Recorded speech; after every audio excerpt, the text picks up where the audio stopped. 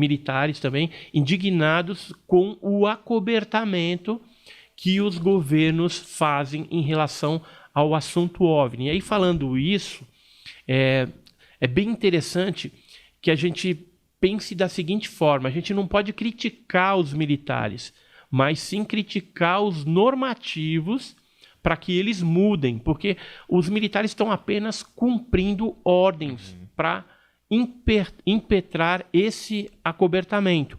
E aí, falando nisso, eu trouxe para vocês aqui,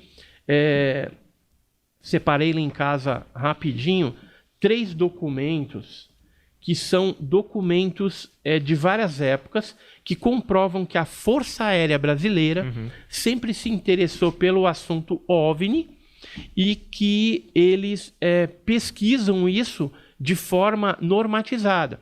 Então, o primeiro documento aqui, ó, esse é um documento da década de 90, foi emitido dia 20 de agosto de 90, chama NPA 9C, e são procedimentos a serem adotados pelos órgãos ATS e ATC em caso de avistamento de objeto voador não identificado. Caramba. E isso aqui ele foi feito com base na diretriz específica 04 de 89, que é essa daqui, também da Força Aérea, e que é uma diretriz confidencial. Geralmente, os normativos de OVNI, eles têm essa classificação confidencial. Quando envolve criaturas, alguma coisa assim, biológicas diferentes, né, que tem uma grande importância e interesse da ciência, então são classificados como secretos ou ultra secretos. E já me falaram que tem até um nível acima do ultra secreto que geralmente não é escrito em lugar nenhum. E o interessante é que no passado, né, nessa, por exemplo, de 1990, se algum ufólogo ou interessado ligasse para lá para saber o que estava acontecendo, de repente alguém viu um OVNI e liga lá para a base aérea, alguma coisa, e aqui está escrito no item, ó, 4.6 e 4.7. Caso a pessoa que reporta o evento questione sobre as medidas a serem tomadas, informar apenas que o caso está sendo relatado às autoridades competentes, que por sua vez tomarão as devidas providências. E no item 4.7, olha só, havendo telefonemas de jornalistas ou curiosos, entre aspas, curioso é os ufólogos, é a gente, entendeu? Solicitando informações, responder que não está autorizado a fornecê-las e acabou, e não fornece e já era. Só uma coisa, isso aqui pode nos matar? Porque não. Como você conseguiu esses papéis que são confidenciais? Alguns isso aqui é um deles... corte do Planeta Podcast. Começou o corte agora, a gente lendo isso daqui. Só para saber se os militares vão nos atacar a partir desse momento. Não tem perigo não, porque esses 2 documentos, por exemplo, eles foram obtidos através da Lei de Liberdade de Informação. E esse daqui não, esse aqui foi um militar que me mandou essa cópia, mas ele rasurou algumas partes que são estratégicas, né? Essa aqui é uma das mais recentes, chama NOSDA VIG 07, emitida em 1 de março de 2008. Né? E aqui, ali você pode ver que eles falam de OVNI, objeto voador não identificado. Certo. E a Força Aérea hoje, ela não usa mais essa terminologia OVNI. Ela usa tráfego hotel. Por quê? Porque numa interceptação de comunicação, se você ouve lá falar, um tráfego hotel. Se você ouve falar de tráfego hotel, você não vai saber que é OVNI. Entendi. Entendeu? Então eles mudaram. Mas aqui na explicação, ó, é tráfego aéreo. O que é o tráfego hotel? É tráfego aéreo desconhecido, observado pela população em geral. Na maioria das vezes, esse tipo de tráfego é confundido ou correlacionado com objetos voadores não identificados, OVNI. Seja pela forma ou pelo comportamento em voo incomum. Estas observações normalmente não são detectadas pelos radares do CISDABRA, mas deverão ser catalogadas pela 6ª Seção do Estado-Maior Combinado, do CONDABRA, que fica na área especial 12 lá em Brasília. Certo. Então ele traz várias informações aqui de como que você deve tratar essa informação, para quem que vai. Eles têm uma estatística e tem um relatório, um modelo de ficha, né, para você registrar o caso ufológico. Ou seja, os militares da Força Aérea Brasileira, tanto o da Marinha, do Exército brasileiro, tem normas específicas quando o assunto é OVNI. Certo. Né? E tem equipes treinadas também para atuar no caso de um contato assim, tete a tete, face a face, com alguma criatura desconhecida. Certo. Seja ela uma aberração, seja ela algo alien, né? Alienígena, extraterrestre, o que a gente não sabe, né? Na verdade, a gente fala muito extraterrestre porque é a teoria mais aceita. Mas pode ser intraterrestre, seres dimensionais, seres que vêm do futuro, por exemplo, voltando do futuro para o passado, pode ser um monte de coisa. Uma pergunta, cara, isso é muito louco, assim, né? Pensar tudo isso, você viu com uma história muito... eu fico assim pensando, por que você acha que esses governos e essa parada de despender tantos esforços para ninguém ficar sabendo de jeito nenhum, é para evitar um medo coletivo, é para evitar a galera surtando? Por que manter tanto em segredo isso assim de um jeito tão secreto até hoje, né? Porque, por exemplo, um caso de, vamos dizer, 1950, 1960, hoje talvez fosse interessante saber, tem umas provas aqui e tal, e deixar isso virar público. Por que de jeito nenhum eles deixam fazer isso? Na verdade, está mudando isso daí, né? A gente percebe que de abril de 2020 para cá, o governo norte-americano já reconheceu, por exemplo, alguns vídeos que tinham sido vazados como sendo de objetos voadores não identificados.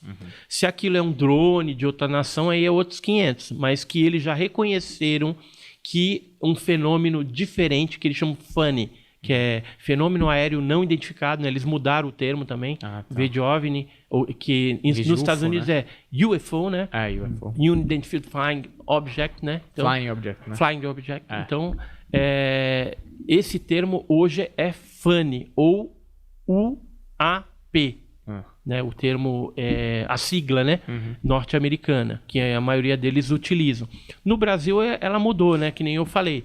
No passado era MANI, que era movimento aéreo não identificado. Depois virou OANI, que era objeto aéreo não identificado. Aí passou a ser OVNI ou disco voador. E hoje é tráfego hotel. Então tem toda essa linha de tempo em que o nome do fenômeno foi sendo mudado até para dissimulação e você perder ali a linha dos arquivos, né? Porque tem muita coisa que a aeronáutica já liberou no Arquivo Nacional, mas tem muita coisa que eles não liberaram e acho que nem vão liberar. Porque fazem parte de documentos de inteligência que eu acredito que eles não têm esse interesse de estar liberando. Tem coisas muito fortes, né? Por exemplo, do antigo SNI, existia um órgão que pesquisava o assunto e até hoje esses documentos não vieram a público. O SAI, que é a Secretaria de Assuntos Estratégicos da Presidência da República, tem muita coisa, mas também não vem a público. Às vezes vem algum documento vazado, alguma coisa que a gente tem conseguido.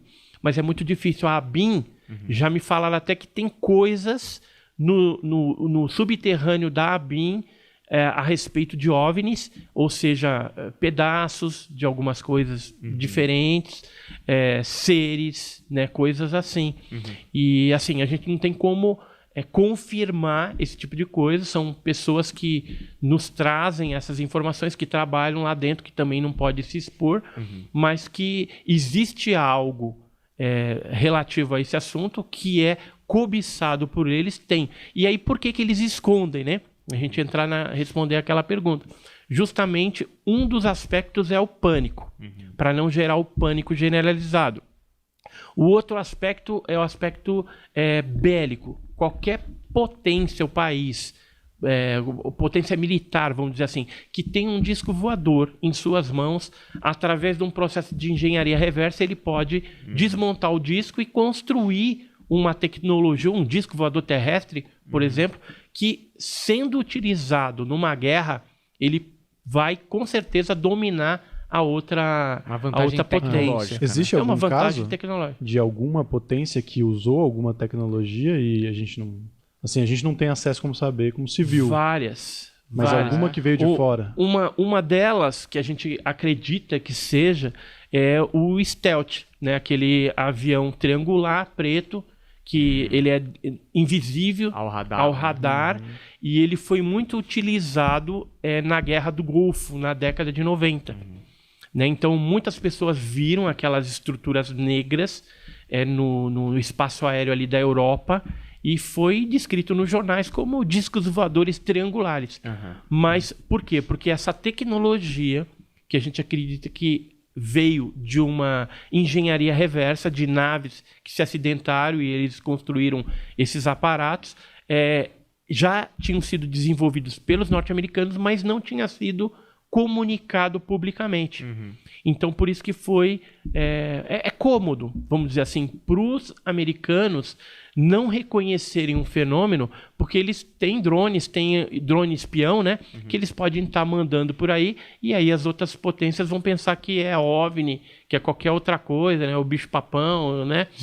Né? Vão pensar que é alguma coisa estranha aí voando, e na verdade tem uma explicação. É um aparato tecnológico terrestre de espionagem que eles utilizam para monitorar aí bases secretas, bases nucleares, por exemplo, principalmente do outro lado lá da Rússia, né, China, que eles têm bastante coisa nesse sentido. E há então um acobertamento desse assunto justamente para obtenção dessas tecnologias. Tanto é que a nave lá de Varginha, ela foi mandada para os Estados Unidos, né? Em troca aí, que depois a gente recebeu o CIVAN, né? Que foi aquele sistema de radares lá no norte do nosso país, né? Amazônia e tal, que também aquilo é uma caixa fechada, uma tecnologia que você não sabe o que pode estar por trás ali. Teve algum governante no meio do caminho que se revoltou e teve vontade de divulgar isso tudo?